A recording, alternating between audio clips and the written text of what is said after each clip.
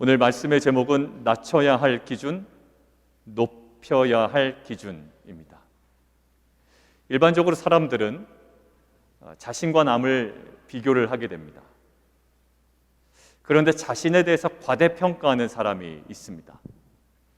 이때 나타나는 현상은요, 교만입니다. 반대로 상황과 또 상대방에 대해서 과대평가를 하지만 반대로 자신에 대해서 과소평가하는 사람들이 있습니다. 이때 나타나는 현상은 위축감 혹은 열등감입니다. 열등감이 아주 심하면 아주 옆에 있는 교활한 사람에게 비판당하고 착취당하고 농락당하고 이용당해도 막상 그 사람 앞에 딱 서게 되면 고개를 숙이게 됩니다. 여러분들, 이러한 과대평가 그리고 과소평가, 이 모든 것들은 정확한 기준을 상실한 인간의 연약한 모습이다라고 할 수 있습니다. 그 어느 것에 점수를 주기 어렵습니다. 과대평가든 과소평가든 정확한 기준을 상실한 인간의 모습입니다. 그 기준이 반대로 적용되는 순간 그때도 여러 가지 갈등이 있습니다. 과대평가하지 말아야 될 것을 과소평가하거나 과소평가하지 말아야 될 것을 오히려 과대평가한다고 문제가 해결되지는 않습니다. 그렇다면 우리에게 회복되어야 되는 삶의 그 기준과 그 정확한 원칙은 무엇인지 오늘 본문을 통해서 우리가 함께 나눠보기를 원합니다. 자, 오늘은 두 가지로 이야기를 나누려고 하는데요. 우리 첫 번째, 우리 자막을 통해서 함께 보도록 하겠습니다. 우리 함께 읽겠습니다. 시작. 성도에게 두려워해야 할 문제는 없습니다. 라는 거예요. 예, 맞습니다. 성도에게 두려워해야 할 문제는 없습니다. 문제는 있습니다. 문제는 계속 있을 겁니다. 그런데 두려워해야 할 문제는 없습니다라는 거예요. 오늘 성경을 통해서 우리 함께 보겠습니다. 오늘 11장 마지막 절이 23절인데요. 이렇게 마무리가 되죠. 함께 성경을 통해서 보겠습니다. 그 땅에 전쟁이 그쳤더라입니다. 여러분들, 근데 13장 초반을 한번 성경책 한 장만 넘겨보시죠. 하나님께서 여호수아에게 아직 정복하지 못한 지역에 대해서 말씀하시는 장면이 나옵니다. 13장 1절의 표현 한번 눈을 보시겠어요? 얻을 땅이 매우 많이 남아있다라는 거예요. 자, 11장 23절에 전쟁이 그쳤다라는 진술과 13장 1절에 얻을 땅이 아직 많이 남아있다라는 진술 중에 어느 것이 팩트일까요? 얻을 땅이 여전히 많이 남아있다가 팩트입니다. 그런 배경에서 오늘 23절은 어떻게 우리가 이해해야 될까요? 가나안 정복 전쟁의 전체적인 주도권이 누구에게로 넘어왔다? 이스라엘에게로 넘어왔다라는 선언입니다. 결국 11장은요, 지금까지 진행된 중부, 남부, 북부 지역의 가나안 정복 전쟁을 1차적으로 정리하고 마무리하면서 이제 한번 마감하고 있는 거예요. 자, 이제 주도권은 이스라엘 백성에게 넘어왔다라는 거예요. 그런데 오늘 이렇게 마무리되는 시점에서 언급된 도시들을 우리 한번 좀 주목해 볼까요? 자, 오늘 이렇게 마무리하면서 언급된 도시들이 있는데요. 21절을 눈으로 한번 보시죠. 그 동그라미 치실래요? 헤브론이 나옵니다. 그리고 드빌, 거기 동그라미 치시죠. 여러분들, 우리가 자세히 보진 않았지만 10장에 보면 헤브론과 드빌이 한 번 나왔습니다. 10장에 이미 언급된 지역이에요. 10장 36절에 이렇게 언급되었습니다. 여호수아가 또 온 이스라엘과 더불어 에글론에서 헤브론으로 올라가서 싸웠다라고 기록이 되어 있어요. 10장에. 지금 우리가 11장 보고 있는데 이미 10장에 헤브론이 언급됐습니다. 자, 10장 38절에 이렇게 언급됐습니다. 여호수아가 온 이스라엘과 더불어 돌아와서 드빌에 이르러 싸웠다라고 기록이 되어 있어요. 자, 결국 헤브론과 드빌은요, 북부 지역이 아니라 사실 남부 지역입니다. 그런데 왜 지금 11장은 북부 지역 전쟁 얘기하고 있잖아요. 그런데 왜 마지막 결론 부분에서 북부 지역이 아닌 이 남부 지역의 도시들이 언급되면서 마무리가 되고 있을까요? 바로 그 지역에 있는 하나의 그 족속 때문에 그렇다고요. 그 족속이 뭐냐면 21절과 22절에 반복되어서 지금 우리에게 기록되고 있는 아낙 자손입니다. 여러분들 아낙 자손 기억나시죠? 우리가 신명기 강해할 때 초반에 이 아낙 자손 때문에 흔들렸던 이스라엘 백성들을 우리가 다 정확하게 봤습니다. 그래서 우리가 기도할 때도 이 아낙 자손을 두고 기도했다고요. 그죠? 그때 우리가. 그러니까 아낙 자손은 우리에게도 아주 명확한 기억을 갖고 있어요. 자, 이스라엘 자손에게 이 아낙 자손은 굉장히 특별한 존재였습니다. 민수기에서도 등장하고 신명기에서도 등장해요. 자, 40년 전으로 거슬러 가보겠습니다. 이스라엘은요, 가나안으로 12명의 정탐꾼을 보냅니다. 이때 여호수아와 갈렙은 그 땅을 취하자라고 이야기하는데 나머지 정탐꾼은 그것이 어려울 것이라고 보고를 해버리죠. 그 장면을 민수기 13장 30절에서 33절을 통해서 자막을 통해서 함께 보겠습니다. 제가 읽겠습니다. 갈렙이 모세 앞에서 백성을 조용하게 하고 이르되 우리가 곧 올라가서 그 땅을 취하자. 능히 이기리라 하나. 그와 함께 올라갔던 사람들은 이르되 우리는 능히 올라가서 그 백성을 치지 못하리라.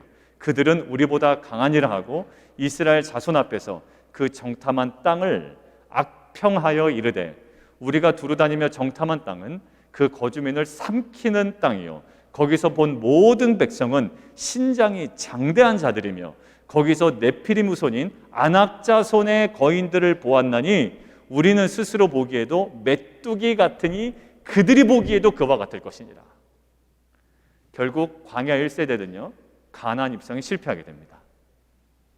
결국 하나님께서 이스라엘 백성에게 주셨던 허락한 꿈이 있었잖아요. 근데 이스라엘이 그 꿈을 한순간에 묻어버리게 된 결정적 이유가 무엇 때문이었다고요? 아낙 자손에 대한 공포 때문이었습니다. 그리고 이스라엘 민족이 광야에서 하나님을 반역하게 된 주요 원인도 아낙 자손에 대한 사실 두려움 때문이었습니다. 결국 결론적으로 광야 1세대들이 가나안 입성에 실패하게 된 결정적인 이유가 뭐였을까요? 아낙 자손에 대한 트라우마였습니다. 이스라엘 백성들의 뇌리 속에 박힌 아낙 자손은요 만만치 않은 존재들입니다. 여러분들 그냥 우리는 아낙 자손 그래 굉장히 객관적으로 보지만 그들에게 있어서의 아낙 자손은요 굉장히 트라우마예요. 하나님에 대한 믿음까지도 억누르게 하는 영적인 종양 같은 존재였다고요. 여러분들 저에게는 어떠한 음식이 트라우마가 아닙니다. 그런데 그 음식을 먹고 식중독을 일으켰거나 뭐 소화불량이 났거나 막 자기 너무 힘들었거나 이런 분들에게는요 그 음식만 보면 뭐가 될까요? 이게 트라우마예요. 그 음식 잘 안 먹습니다. 제가 예전에 번데기를 먹다가 한번 식중독에 걸린 적이 있어요. 한국에 번데기 팔잖아요. 국물까지 다 마셨습니다. 근데 그 번데기를 먹고 식중독에 걸린 거예요. 제가 한동안요 번데기 냄새만 맡아도 굉장히 힘들더라고요. 누구는 고소한 냄새 난다고 그러는데 저한테는 역한 냄새가 되는 거예요. 여러분들 이스라엘 백성에게 아낙 자손은요 단순히 어떠한 민족이 아니라 하나님에 대한 믿음까지도 완전 상실하게 한 주된 요인이었다라는 거예요. 그래서 이스라엘은요 수많은 전쟁에서 승리를 했잖아요. 중부전쟁, 여리고서 아이성, 그 다음에 남부전쟁, 그리고 지금 북부전쟁까지 승리를 했지만 여호수아에서는 그러나 지금 반드시 어느 장면은 들어가야 될까요? 초반에 그들을 하나님께 대한 반역을 일으키게 하고 하나님에 대한 믿음까지도 억누르게 했던 영적인 종양 같은 이 존재 뭐예요? 아낙 자손을 멸절한 이야기가 여호수아 어느 부분에는 반드시 들어가야 되는 거예요. 그래서 성경은 의도적으로 10장에 이미 나왔던 헤브론과 이 드비를 11장에서 다시 언급하면서 이 트라우마와 같았던 아낙 자손이 멸절됐다라는 것들을 강조하면서 이야기를 마무리하고 있는 겁니다. 그러니까 결국 이스라엘에게는 아낙 자손이 멸절되는 것이 결국 이 전쟁의 일단락을 선언하는 것과 동일했어요. 마치 나에게 해결되지 않은 이 트라우마, 해결되지 않은 이 아낙 자손이 여전히 있는 채 새로운 시대로 나아갈 수 있나요? 못 나갑니다. 내 발목을 붙잡고 있었던 것이 있다면 그것들을 끊어내지 아니하면 절대로 새로운 시대로 나아갈 수가 없는 거예요. 그 트라우마에 계속 붙잡혀 있는 겁니다. 과거에 붙잡혀 있는 거예요. 내가 못났던 과거, 버림받았던 과거, 상처받았던 과거, 거기에 계속 붙잡혀 있는 거예요. 그런데 하나님께서 이것들을 끊어주시면 그것들로부터 자유하고 이제는 새로운 시대로 나아갈 수가 있는 거예요. 그러니까 반드시 안악자손 때문에 실패했던 이스라엘 백성에게는 이 안악자손이 정확하게 처리되는 분명한 본문이 우리 가운데 있어야 되는데, 그것이 전쟁을 일단락하는 마무리된 다시금 남부 지역의 이 두 지역을 소환해서 안악자손이 멸절됐다라는 것들을 우리에게 이야기해 주고 있는 겁니다. 결국 하나님께서는 우리에게 말씀하십니다. 뭐라고요? 언약 백성에게 문제는 없을 수 없어. 언약 백성에게 문제는 없을 수 없어. 그런데 두려워해야 할 문제는 없다라는 거예요. 문제는 있어요. 그러나 두려워해야 할 문제는 없다라는 거예요. 결국 두려움에 대한 기준은 반드시 낮춰줘야 된다라는 거예요. 여러분들 안악자손의 키가 40년 만에 확 줄어들었을까요? 아니요, 동일하게 키가 컸을 겁니다. 여전히. 그의 신체적 탁월함은 여전했을 거예요. 그러나 그 강력했던 안악자손이 오늘 본문에서는요, 속절없이 멸절됩니다. 그렇게 장대했던 안악자손들이 우리 각자에게도 오랫동안 해결되지 않은 안악자손들이 있습니다. 그것만 생각하면 막 가슴이 쿵쾅쿵쾅 뛰고요, 호흡이 가빠지고, 그 사람 앞에만 서면 아까 얘기한 대로 확 작아지는 거예요. 그 사람의 얼굴에 인상 한 번만 쓰면 마음이 어려워지는 거예요. 저도 그랬던 사람들이 몇 명 있습니다. 설교를 듣고 있을 것 같아서 제가 얘기를 못 하겠습니다. 여기에 계시다는 건 아니고 네. 저희 가족 중에서도 그랬어요. 막 가슴이 쿵쾅쿵쾅 뛰는 거예요. 안 봤으면 좋겠고, 힘들고, 그냥 어디 간다 그러면 너무 좋은 거예요. 안 왔으면 좋은 거죠. 여러분들, 이 마음이 있어요. 근데 이게 안악자손이 해결되지 않은 안악자손이 누구나 있어요. 그런데 어떤 상황일 수도 있고요, 어떤 사건일 수도 있고, 어떤 사람일 수도 있어요. 어떤 상황에 딱 직면하면 사람이 불안합니다. 아니면 어떤 사람만 만나면 확 주눅 들어버려요. 그러나 사랑하는 성도 여러분, 지금까지 그 모든 것들이 하나님에 대한 믿음까지도 억누르게 할 정도로 아무리 강력했을지라도, 여러분들 신앙생활 잘 하다가도요, 어떤 상황이나 어떤 장면이나 어떤 사람을 딱 만나게 되면 그 안에 말씀 묵상했던 거, 그동안에 계속 빌드업했던 거, 이것이 와르르 무너져요. 왜? 그 사람 앞에 가면 모든 인생의 기반이 뒤흔들려 버리는 거예요. 그게 아무리 그렇게 강력했을지라도 우리가 언약에 대한 믿음으로 온전히 나아갈 때 그 모든 안악자손들은 힘을 잃고 결국은 멸절돼 사라질 허상임은 저는 믿습니다. 결국 40년 전에도요, 안악자손의 강함 자체는 사실 문제가 아니었어요. 그때는 더 강했냐? 그것도 아니었어요. 그때나 지금이나 안악자손은 강해요. 그런데 그 당시의 강함은 문제가 아니었다고요. 하나님은 언약의 말씀으로 그 두려움의 기준을 낮추기를 원하셨다고요. 자, 신명기 1장 19절 보세요. 어떻게 낮추기를 원하셨는지. 그들을 무서워하지 말라, 두려워하지 말라라는 거예요. 아니, 키가 이만한데 무서워하지 말라, 두려움의 기준을 낮추라는 거예요. 그런데 그들에게 그 두려움의 기준이 낮춰지지가 않습니다.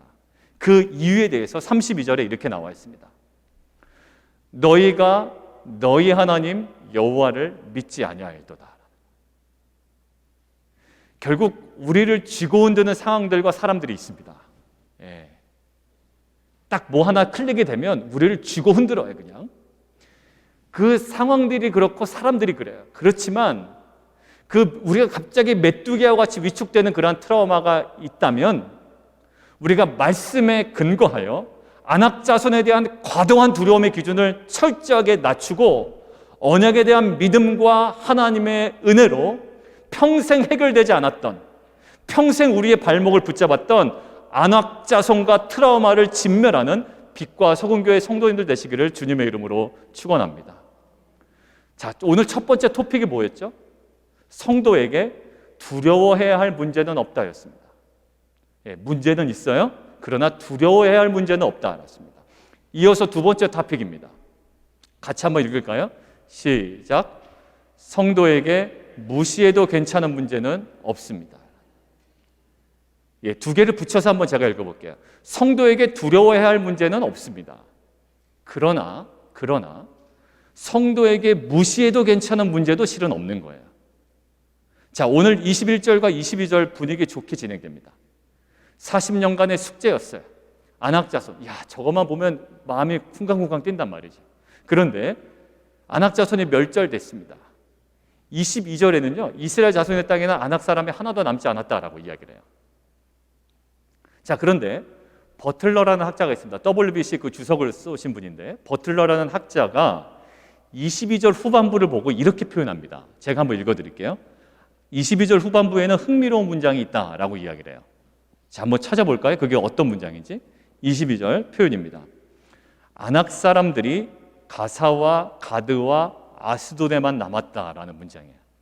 예, 그 학자는 그것들을 흥미롭게 봅니다. 그리고 그 외의 학자도 그 부분을 조금 주목해서 봅니다. 아낙 사람들이 팔레스타인 영토 가운데 지금 남아 있는 거예요. 자, 버틀러 교수는요, 지금 이렇게 얘기합니다. 그것이 지금 당장 어떤 문제로 드러나진 않았지만 나중에 삼손의 설화, 거짓 골리앗 이야기에 나타나는 블레셋과의 전쟁이라는 미래의 설화의 바탕이 된다라는 거예요. 자, 그러고 보니까 이러한 약간 남은 동네들로 인해 어떤 일이 나중에 벌어질까요? 우리 함께 좀 보겠습니다. 300년이 이제 지나요. 300년이 지난 사사기 16장 1절을 보면 이렇게 되어 있습니다. 자막을 통해서 함께 보시죠. 삼손이 가사에 가서 거기서 한 기생을 보고 그에게로 들어갔다라고 기록이 되어 있습니다. 자, 성경은요, 우리가 잘 인식하고 있는 큰 지역명이 블레셋이라고 이야기를 하지 않아요. 예, 블레셋이라고 하면 오히려 눈에 들어올 텐데, 자, 구체적인 지명 뭐라고요? 가사를 드러낸다고요. 지금 뭐가 있죠? 가사와 가드와 어디였습니까? 예, 아스돗이었잖아요. 자, 가사를 들으면서 드릴라가 가사의 기생임을 지금 성경은 밝히고 있어요. 결국 삼손은 어떻게 될까요? 그 가사에 남겨둔 안악자손 때문에 눈이 뽑힌 채 그들과 함께 결국 죽게 됩니다. 그리고 400년이 지납니다. 그러니까 여호수아의 근거로 400년이 지나면 사무엘상 17장 4절을 보면 골리앗에 대한 설명을 이렇게 합니다. 골리앗을요, 뭐 키가 크다 뭐 이렇게 설명하지만 골리앗에 대한 설명을 이렇게 하고 있어요. 자, 성경 보겠습니다. 자막 한번 보시죠. 블레셋 사람들의 진영에서 싸움을 도두는 자가 왔는데 그의 이름은 골리앗이요 가드 사람이라라고 하는 거예요. 결국 가드에서 태어난 아낙 자손의 후예였던 골리앗은요, 40일 동안 하나님의 이름을 모욕하며 이스라엘을 능멸합니다. 그리고 사무엘상 그 앞에 4장을 보면요, 이스라엘은 블레셋과의 전투에서 3만 명이 죽임을 당하는 패배를 당해요. 3만 명이면 엄청난 많은 숫자입니다. 그러면서 3만 명만 죽는 것이 아니고 무엇을 뺏기죠? 예, 법궤를 뺏깁니다. 그 법궤를 뺏기는데 그 뺏긴 법궤가 어디로 갔는지 사무엘상 5장 1절에 이렇게 나와 있습니다. 자막 함께 보시죠. 블레셋 사람들이 하나님의 궤를 빼앗아 가지고 어디예요? 에베네셀부터 아스돗에 이르니라라는 거예요. 여러분들, 아스돗은요, 뭐 하는 데냐면 다곤이라는 우상의 신전이 있습니다. 다곤이라는 우상의 신전이 있고요, 블레셋의 가장 강력한 요새였다고요. 결국 이스라엘에 남겨두었던 아스돗은 이스라엘을 괴롭히는 대적의 가장 중요한 요새가 되죠. 여러분들, 두 번째 토픽이 뭐였죠? 성도들이 두려워할 문제는 없어요. 그러나 동시에 견지해야 될 관점이 있다는 거예요. 두려워할 필요가 없다고 해서 가볍게 여기거나 무시해도 괜찮은 문제는 또한 없다라는 겁니다. 여러분들, 아무리 선생님이 우리 자녀들, 학생들 보고 괜찮아 나 어렵게 생각하지 마라고 한다고 할아버지한테 그랬나요? 손자들이 수염 뽑는다고 그러죠? 예, 올라가서. 아무리 괜찮아도 조심해야 될 부분이 있는 거예요. 걱정할 필요는 없지만 가볍게 여기거나 무시해도 괜찮은 문제는 또한 없는 겁니다. 오늘 그런데요, 우리는 오늘의 불순종을 사실 가볍게 여겨요. 구원도 받았겠다. 여러분들 신앙생활 가볍게 생각하면 굉장히 편합니다. 구원도 받았겠다. 내가 멤버십도 있겠다. 별로 살아가는데 문제 없잖아요. 자, 그래서 스스로에 대한 거룩의 기준을 현실적으로 확 낮추게 됩니다. 지금 당장 문제된 게 없거든요. 근데 성도는요, 스스로의 거룩의 기준을 내가 낮추는 자가 돼서는 안 되는 거예요. 누구 마음대로 낮추죠? 성도는 스스로의 거룩의 기준을 스스로 낮추는 자가 아니라 내가 거룩하니 너희도 거룩하라는 하나님의 명령에 근거하여 거룩의 기준을 높이는 자가 되어야 될 줄 믿습니다. 우리는 믿는 사람이니까 괜찮아라고 우리가 거룩의 기준을 낮추면 어떻게 될까요? 세상이 손가락질한다고요. 야, 교회 다녀도 돈 밝히는 거 똑같네. 이 소리 많이 듣죠? 야, 교회 다녀도 사람들이 좋아하는 거, 세상 사람들이 좋아하는 거 다 좋아하던데 그 사람하고는 막힘이 없어, 얘기가. 그죠? 왜? 세상의 코드와 딱 떨어지거든요. 근데 예수님은요, 세상의 코드와 맞지 않습니다. 물론 세상하고 교제하는 데는 어려움이 없었어요. 그러나 결정적인 코드에 있어서는 맞지 않아요. 그리고 맞지 않아야 돼요. 여러분들 한국에 복음주의 4인방이라고 불렸던 목사님들이 계셨어요. 오카는 목사님, 이동원 목사님, 하영재 목사님, 또 홍정일 목사님, 이렇게 네 분이 계셨습니다. 그 중에 저는 한국에서 사랑의 교회 그 평신도로 있었기 때문에 오카는 목사님을 이렇게 가까이는 아니지만 이제 설교를 매주 들었잖아요. 그분의 설교 제목 중에 이런 제목이 있었습니다. 표준을 낮추면 망한다라는 거예요. 지금 거룩의 기준을 낮추고 살아가는 것이 현실적으로 보여요. 왜? 그게 좀 편하거든요. 세상과 어긋나지도 않고 세상에서도 인정받고 신앙생활도 적당히 할 수 있는 가장 현명한 방법이라고 실은 생각이 듭니다. 근데 만약 그것이 정말로 우리가 좀 생각을 해보고 넘어가야 될 것 같아요. 그것이 정말 맞다면 그렇게 가야 되겠죠. 여러분들, 그것이 맞다면 우리가 힘써서 그 길로 걸어가야 됩니다. 못 갈 이유가 없잖아요. 정말 그것이 우리가 가야 할 길이라면 가야죠. 근데 정말 그것이 우리가 생각하는 합리적인 방식이었다면 예수님께서는 3년의 공생애를 시작할 때에 그 사단의 제안에 타협하여 세상에서도 인정받고 사역도 감당하는 어떤 세련된 사역들을 해 나가셨을 거예요. 그리고 우리에게 하나의 모델을 알려주실 겁니다. 요 정도 괜찮다라고. 사단의 메시지는요, 굉장히 경계가 모호합니다. 돌을 떡으로 만드는 게 왜 나빠요? 세상의 명예를 가지고 왜 사역을 하는데 그게 왜 나빠요? 왜 굳이 자꾸 왜 십자가에 달려 돌아가시려고 그래요, 예수님은? 아니, 독을 떡으로 만들어서 그것들을 사람에게 알려주고 그리고 사람에게 존경을 받고 그거 가지고 사역하는 게 뭐가 나빠요? 근데 철저하게 배격하셨다고요. 아마 예수님께서 사단과의 그 현실적 타협을 했다라면 그러지 않으실 분이었겠지만 아마 마지막에 십자가도 버리게 되었을 거예요. 그래서 예수님은 철저하게 말씀에 근거하여 자신의 사역의 기준, 거룩의 기준을 어떻게 해요? 높이셨습니다. 십자가에서 내려오면 내가 믿겠다라는 제안 너무 매력적이지 않습니까? 할 수 있는 거고 내가 그렇게 하면 얘네가 믿겠다는데 안 할 이유가 또 뭐 있어요? 근데 철저하게 거룩과 사역과 모든 기준은 어디에요? 하나님 말씀에 두고 절대로 끌어내리지 않습니다. 그리고 십자가에 그냥 달려 돌아가십니다. 단번에 거절하시죠. 여러분들, 결국 십자가를 포기하게끔 하는 인간은 어쩔 수 없어 라는 현실적 넋두리가 우리 가운데 있습니다.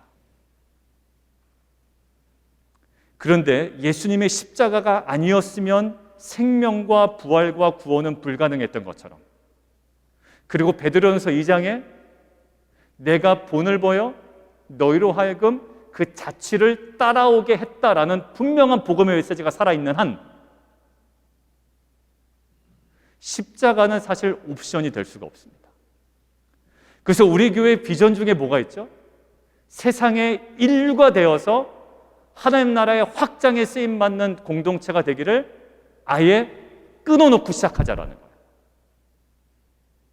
세상에 일과되어 빛과 소금을 사명 감당하는 게 아니라 철저하게 십자가의 방식으로 빛과 소금의 사명을 감당하는 거예요.